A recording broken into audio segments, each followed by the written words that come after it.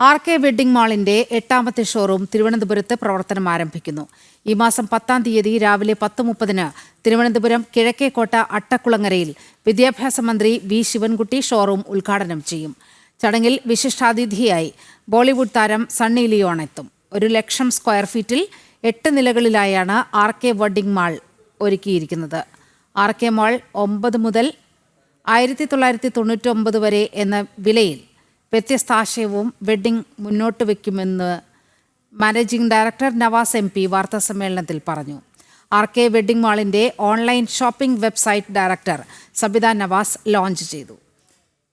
വസ്ത്രമേഖലയിൽ പുത്തൻ വിസ്മയത്തിനാണ് RK mall തുടക്കമിടുന്നതെന്ന് മാനേജിംഗ് ഡയറക്ടർ നവാസ് MP പറഞ്ഞു.